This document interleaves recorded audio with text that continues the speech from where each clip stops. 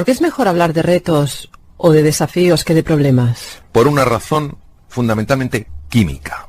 No podemos pensar que las palabras se las lleva el viento. Las palabras abren cajones emocionales y esos cajones emocionales producen o están asociados a procesos químicos que afectan a nuestra salud y afectan a nuestra eficiencia. Son fundamentales las palabras que nos decimos por la mañana porque ya están influyendo a cómo vamos a vivir ese día, y son fundamentales las palabras que nos decimos antes de dormir. ¿Por qué? Porque durante el sueño se reorganiza la memoria. No nos interesa que se reorganice la memoria alrededor de pensamientos llenos de negatividad. No nos interesa en absoluto. ¿La verdadera talla de un individuo se ve ante las dificultades? Yo creo que sí. Estamos viviendo momentos de mucha dificultad y en los momentos de mucha dificultad sale lo mejor y lo peor de las personas. Porque es cuando verdaderamente nos tenemos que quitar las máscaras, tenemos que entrar en contacto con nosotros mismos y preguntarnos ¿quién soy yo o quién he de ser frente a estas circunstancias? Y la verdad es que la vida y la historia nos demuestra que esto es así. En situaciones muy complejas por las que ha pasado la humanidad, se han visto ejemplos de superación, ejemplos de inspiración que todavía hoy nos conmueven. Doctor, ¿es verdad que si no nos gobernamos, no gobernamos nuestra mente, ella nos gobernará a nosotros? La mente es un instrumento de la consciencia, cuyo anclaje está fundamentalmente en el tejido cerebral y en el tejido corporal. La mente puede ser llenada de pensamientos muy negativos, que los vamos o generando nosotros o los vamos tomando del exterior. Esos pensamientos, si no somos cautos, pueden tomar el dominio de nuestra propia percepción, de la manera en la que vemos la realidad. Si yo, por ejemplo, cuando tenía 5 años, imaginemos, alguien me dijo, no llegarás a nunca en la vida, no porque esa persona que me lo dijo fuera mala, sino sencillamente porque era ignorante de mis capacidades. Y me dice eso y yo me lo creo. Ese automatismo empezará a funcionar en mi mente. En cuanto tenga alguna oportunidad de tener éxito, se encargará de que haga justo lo contrario para tener éxito. Irá constantemente boicoteando mis esfuerzos. Esos automatismos son los que tenemos que gestionar. Y cuando tomamos ese esfuerzo y ese compromiso en entrenar nuestra mente, no en juzgarnos, sino en explorar qué nos está pasando, empieza a hacerse luz en la oscuridad. Eso es la conciencia. Y empezamos a darnos cuenta de la cantidad de veces en las cuales podíamos hacer cosas mucho mejores que las que hacemos. Invito a sustituir el juicio contra uno mismo por la observación de uno mismo, por la exploración, porque cuando uno se conoce, también se comprende. Los seres humanos estamos muy en el modelo de pensar que los procesos de cambio personal, que los procesos de transformación tienen que ocurrir en un instante. ¿Y qué pasa? Que no tenemos la paciencia para seguir trabajando sobre nosotros mismos, ni la confianza para aguardar que en un momento, el más inesperado, ese trabajo aparecerá. Cuando nosotros aceptamos que los procesos en el ser humano son complejos y llevan su tiempo, tenemos paciencia. ¿Qué es la paciencia? La paciencia sencillamente es adaptarse al ritmo natural de las cosas. Y la paciencia es amarga. Lo que pasa es que su fruto siempre es dulce. ¿Hasta qué punto el agradecimiento puede resultar sanador? Creo que la emoción más saludable que existe es el agradecimiento, es la gratitud. Nos acostumbramos a tener vista, nos acostumbramos a tener oído, a poder hablar, a poder leer, a podernos comprar algunas cosas, a poder comer todos los días o casi todos los días, a estar más o menos calentitos, y ya esto lo damos por supuesto. Y a veces tenemos que mirar atrás y ver personas que tienen la misma dignidad que nosotros, incluso que se han esforzado mucho mejor o mucho más que nosotros, y no gozan de nada de eso. Entonces, el agradecimiento es sencillamente levantarte por las mañanas y decir, bueno, por supuesto que en mi vida no todo es perfecto, por supuesto que en mi vida hay cosas que no me gustan y cosas que tengo que mejorar. Hay tantas cosas por las que tengo que agradecer. A través de las creencias limitantes o disfuncionales, como dices tú, construimos un mundo personal más estrecho, amargo e infeliz. Claro, las creencias de las que estamos hablando no son simples ideas. El filósofo José Ortega y Gasset decía que tenemos ideas y en las creencias estamos. Son formas de estar en el mundo. Si yo tengo ideas muy fijas de mí mismo, ideas muy fijas del mundo, yo estaré respecto a mí mismo y respecto a los demás, no en base a las posibilidades que esas realidades me ofrecen, sino a esas creencias que estrechan mi percepción. El gran desafío de estas creencias es descubrirlas porque están implantadas en el inconsciente. Exige un trabajo de observación, no de juicio, de exploración y constantemente dejarse envolver por la pregunta: ¿qué me estoy diciendo a mí mismo? ¿Qué me estoy diciendo a mí misma para reaccionar de esta manera? Si nos dejamos envolver por la pregunta, si tenemos paciencia, si tenemos confianza, hay una parte de nuestra mente que buscará la respuesta y de repente un día aflora la creencia y dices: anda, pero si esto es lo que yo pensaba. En el momento en el que la creencia disfuncional aparece, suele ser tan absurda que lo primero que te quedas es perplejo. A la vez te das cuenta de que es cierto, que eso ha estado imperando en tu vida. Y bajo la luz de la conciencia, esa oscuridad sencillamente se desvanece. ¿Qué diferencia existe entre encontrar una salida o encontrar una solución? Cuando nos hallamos frente a un reto, a un desafío complejo, esto no suele ser agradable. Se genera una tensión interior, una duda de si seremos capaces de resolverlo, de encontrar una solución. Y la tendencia es a abandonar, a tirar la toalla. ¿Por qué? Porque a nadie le gusta el dolor. A nadie le gusta esta sensación de tensión. Ahora bien, cuando tú tienes un motivo fuerte, cuando tú tienes una meta poderosa, cuando estás de verdad comprometido y aguantas, sigues notando esa tensión desagradable. Pero es que ahora el cerebro se encuentra con que no le estás dando una salida fácil. Y como una de las misiones fundamentales del cerebro es protegernos del dolor, él tiene que encontrar un camino para que salgamos de ese dolor. ¿Dónde lo haya? Abriendo dos ventanas. La ventana de la inteligencia y la ventana de la creatividad. Por eso en esos momentos, cuando no tiramos la toalla, antes o después se abre una puerta. ¿Tenemos, como decía Eric Fromm, miedo a la libertad? Hay una libertad operativa. La libertad operativa es que yo haga lo que quiero hacer. Que si quiero irme de este estudio, me levante y me vaya, en lugar de sentir que no puedo porque está la puerta cerrada. Y esa libertad nos encanta. Y a veces confundimos esa libertad con ser libre.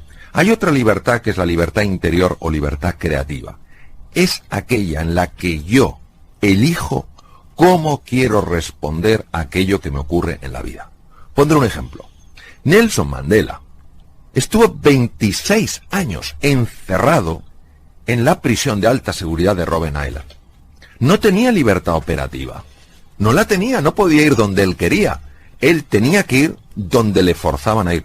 Sin embargo, tuvo libertad creativa. ¿Por qué? Porque decidió no odiar a sus carceleros. Y por eso, cuando fue liberado y se convirtió en el presidente de la nación sudafricana, de esa extraordinaria nación, él luchó toda su vida por la reconciliación. Eso es la libertad. La libertad interior no es hacer lo que nos venga en gana, es hacer lo que en base a la ética y en base a los valores es correcto hacer. Es por eso que dices que el precio de la libertad es la vigilancia eterna, que es una frase preciosa, claro, que citaré en algún libro seguro. Por favor, claro. Porque hay muchas seducciones, hay muchas fascinaciones en las cosas, hay muchos estímulos que de entrada nos lo prometen todo, y es muy fácil dejarse arrastrar, es muy fácil dejarse seducir, es muy fácil dejarse fascinar. Por eso necesitamos esa libertad y decir, a ver, este estímulo me está invitando a dar de mí lo mejor, a crecer y evolucionar como ser humano. Y recordemos que crecemos y evolucionamos con los demás, en el encuentro, no en el egoísmo, sino en el encuentro. O por el contrario, me está llevando a un proceso donde poco a poco voy a perder el sentido de quién soy en realidad. Por eso no es una vigilancia desde la angustia, no es una vigilancia desde la obsesión, desde la preocupación. Es una vigilancia desde el estar alerta, lo mismo que estamos alertas o podríamos estar alerta en relación a lo que comemos, en relación a las compañías que tienen nuestros hijos.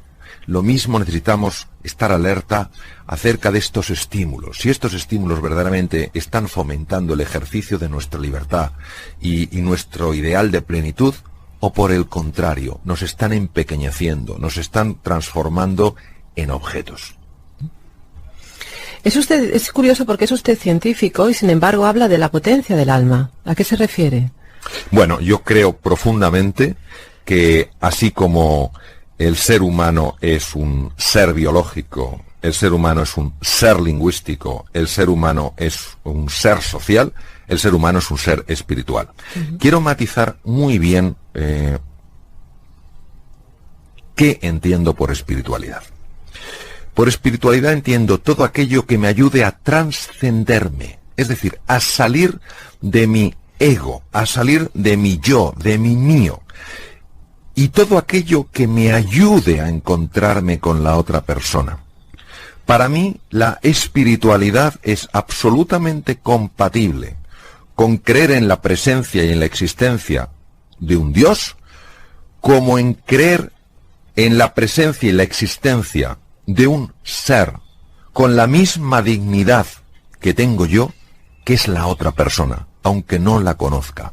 La espiritualidad sencillamente es esa interpelación al ser humano de salirse de sí mismo y de encontrarse con la otra persona.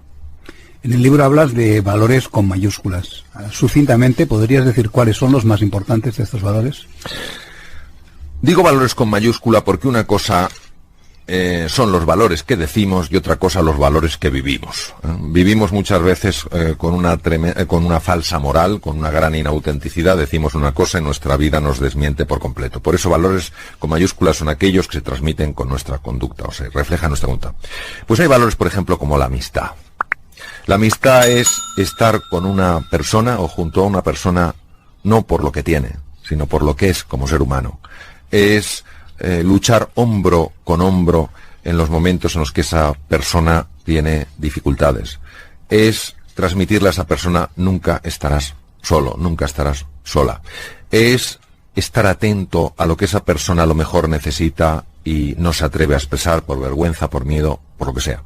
Valor es la creatividad. Valor es la creatividad es un valor en cuanto que estoy constantemente viendo qué posibilidades ofrecen las otras realidades y cómo yo puedo entrar en un juego creativo con esas posibilidades.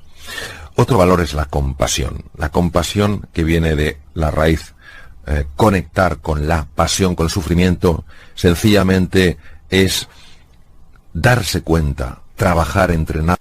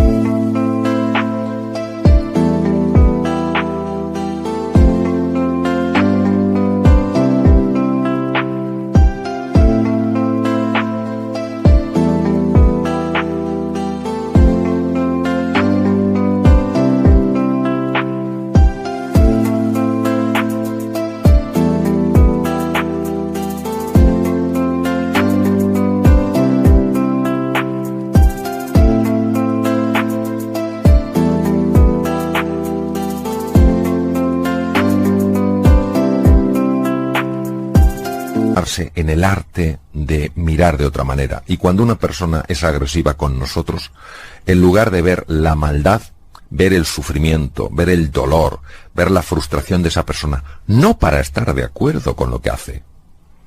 La empatía no es lo mismo que la simpatía, sino para entender que desde el punto de vista de esa persona, lo que está haciendo tiene sentido para esa persona.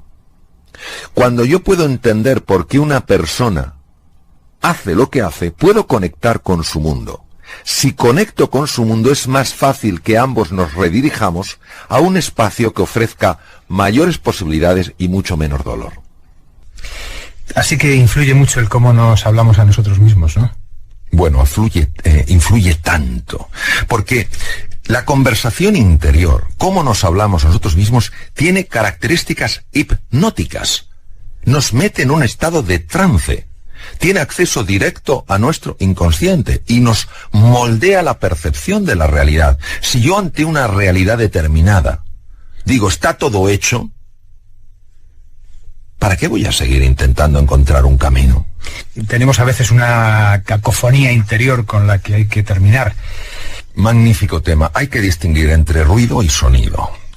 El ruido mental es fruto de unos automatismos que tenemos, unos programas, por decirlo de una manera visual, que de alguna manera están constantemente repitiéndose en nuestra cabeza. Yo no puedo, yo no sé, no hay salida, ¿qué va a ser de mí?, etcétera. Y estos programas operan desde el inconsciente y afectan al propio inconsciente. Por eso es tan importante encontrar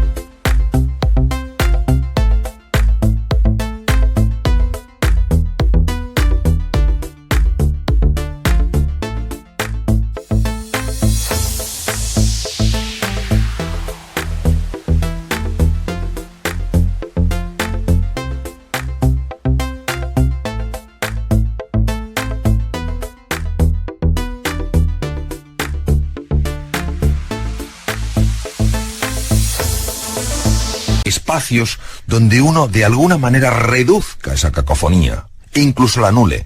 Momentos donde uno dé un paseo por la naturaleza, momentos donde digas una música que te guste, donde leas un libro que te enganche, donde tengas una conversación de estas donde el tiempo como que se detiene, es una cosa extraordinaria. Momentos de meditación donde sencillamente entras en un espacio interior y silencias poco a poco ese ruido mental. ¿Por qué, dice usted, todos tenemos una enorme potencia y a todos, sin embargo, nos cuesta creerlo? De alguna manera, el ser humano ha olvidado su verdadera naturaleza, su esencia, su ser, lo que define quién es. Se ha olvidado. Y por eso, desde mi punto de vista y desde mi experiencia, la vida es una escuela para recordar lo que ya somos. Y en nuestro interior, nuestro ser, es unidad, es bondad, es verdad y es belleza. ¿Es que acaso queremos alcanzar alguna plenitud?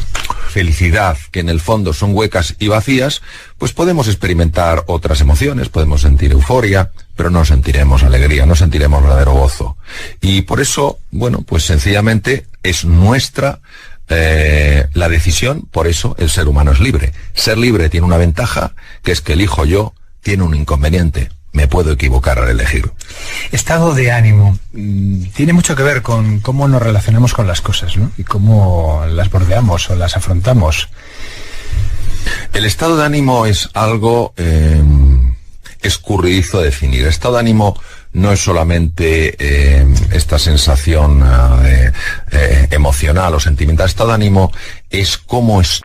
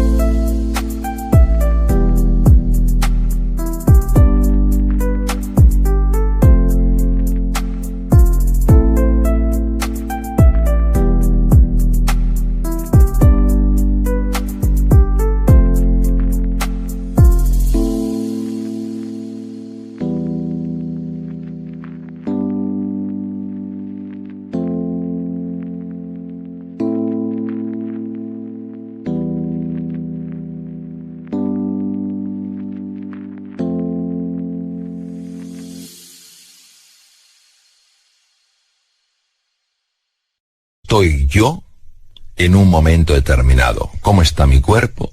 ¿Cómo está mi mente? ¿Cómo está el conjunto de aquello que soy? Hay estados de ánimo que nos elevan a lo mejor de nosotros mismos. Cuando nosotros estamos desde esa atalaya, vemos las cosas con más claridad. Vemos posibilidades en el futuro que nos ilusionan y nos entusiasman. Nos sentimos más cerca de los demás. Somos más generosos. Somos más compasivos. Somos más comprensivos. Tenemos más energía, más creatividad, más claridad. Sin embargo, cuando tenemos un estado mental que nos hunde, tenemos menos capacidad de ver con perspectiva, nos tornamos irritables, nos centramos exclusivamente en nosotros, vemos a los demás como cosas, como objetos que nos pueden ayudar a conseguir las cosas o que nos las están dificultando. Por tanto, cambia por completo la relación que yo establezco conmigo mismo y con el mundo. Nosotros podemos tener un impacto tremendo tremendo a la hora de alterar nuestros estados mentales. Por supuesto, las circunstancias afectan, influyen. Lo que no hacen es determinar. ¿Qué decía Víctor Hugo?